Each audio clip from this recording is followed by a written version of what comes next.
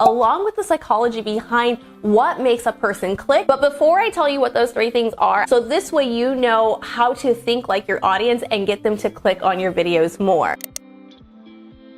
We're going to be talking about CTR. That is your click-through ratio, along with the psychology behind what makes a person click. So this way you can understand your audience more and get more views and more subscribers in 2021. Your CTR is really the number of people that are clicking on your video. So the higher your CTR is, the higher the amount of views are on your video, which means you're getting a lot more views. Now, of course, CTR isn't that simple when it comes to figuring out how to increase it. There's really three main factors that go into what makes up your CTR, but it's all up to the user's behavior or your viewer's behavior. But before I tell you what those three things are, I do want to break down what your CTR is, along with what impressions are and how they work together, so you can better understand what your analytics say in your YouTube studio.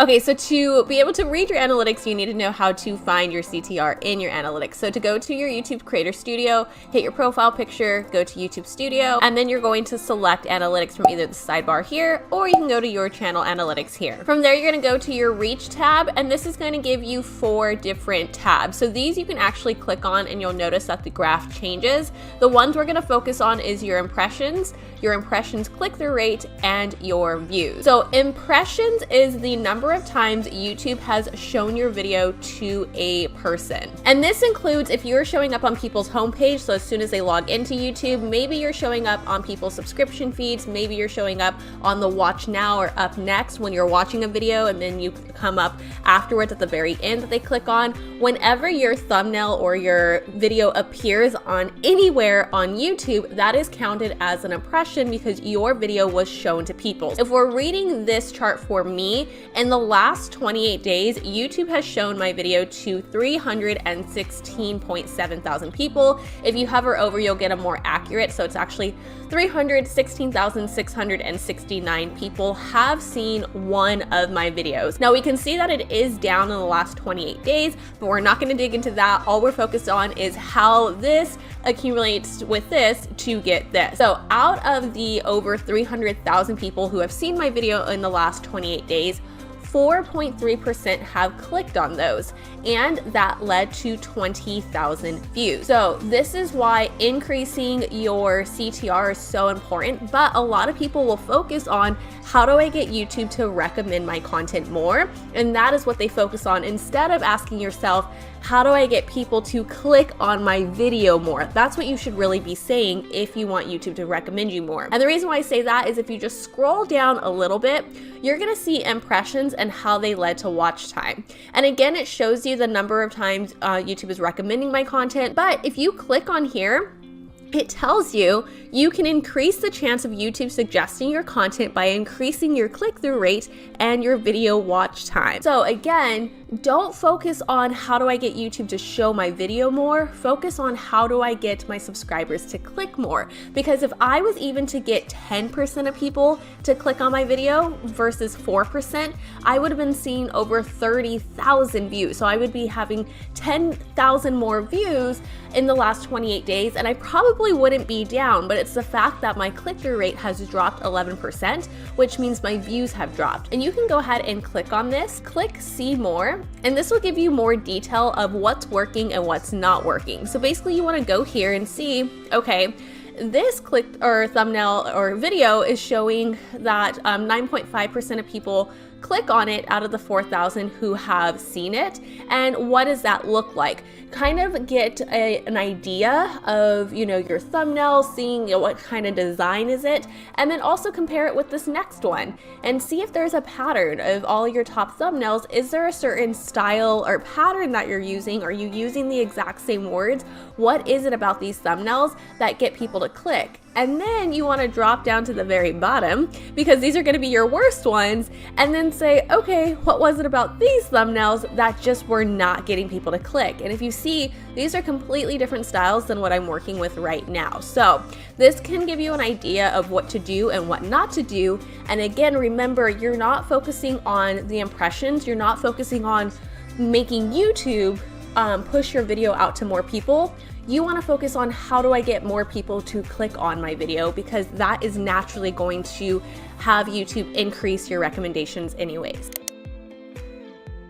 Okay, so now that we know what your impressions are, what your CTR is, and how they work together to get you more views on YouTube, let's really talk about the 3 things, or what I call the 3 T's, that make up your CTR and the psychology behind all of them. So this way you know how to think like your audience and get them to click on your videos more. So the first T is going to be your thumbnail. Now, I like to call your thumbnail your scroll stopper, because literally most of us are on our phones. 80% of your viewers are actually watching YouTube from their phone, and when we're on our phones, we're literally just scrolling away, looking to see if anything catches our eye. So you need to make sure that your thumbnail really catches your viewer's eye to make them either stop scrolling or at least scroll back to see what your video is about. Another thing you want to take note in is your CTR is actually going to be different depending on the traffic source that your CTR is shown in. And a lot of this has to do with your thumbnail, because your thumbnail is competing against different people when it's shown in different areas. For example, if your thumbnail is shown in search,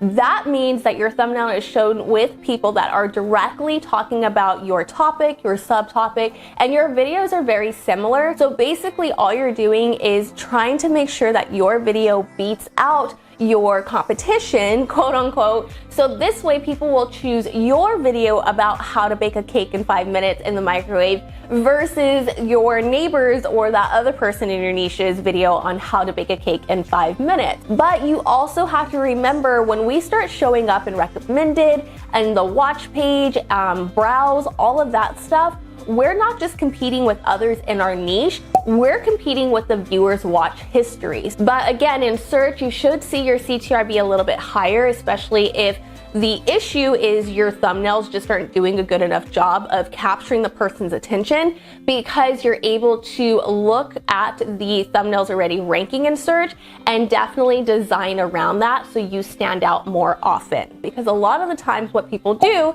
is they go from your first T, which is stopping the scroll and just kind of looking at your thumbnail, and they move on to what your second T is, which is going to be your title. So again, a person is going to decide to click on your video, which is what CTR is, if your title is intriguing or enticing or makes them want to click. For instance, in this video, I could have easily have said how to get more views on YouTube by increasing your CTR. It's not very enticing. Yes, it tells you what I'm going to be talking about, but I already know psychologically, you guys have probably seen 50 videos on the same topic. So if I just came at you and said, I have a CTR video, you're probably like, cool, I've already watched 50 of them, and you're not going to click on my video. But the fact that I made it about getting more views, and I said, this one thing will get you more views on YouTube, you clicked because you wanted to know what that one thing was, or they're gonna feel like they're missing out on something, and it's gonna be stuck in their head. They know if I scroll past this, not knowing what that one thing she's talking about is going to drive me nuts. So I have to click on her video and watch it. So this way I know what that one thing is, and then I can feel satisfied. Now, of course, some people would deem my title as more clickbaity, although I just call it click worthy. As long as you deliver on what you promise, you're not clickbaiting. All right, but once you have your title down and you have your thumbnail down, you want to move on to the third and final T, which is going to be your topic. Now, if you have killer thumbnails and you're like, okay, I use the same thumbnail structure and all my other videos are like 8%, but this one's 2%, you're using the same title structure and you're like, I don't understand why it's not working. This is when you really want to look at your channel and look for patterns and say, is it the topic? Is it just the fact that people are not interested in this topic on my channel? Look at your last 10 videos, 20 videos, look in the last 90 days and ask yourself, are all of these videos that have low CTR,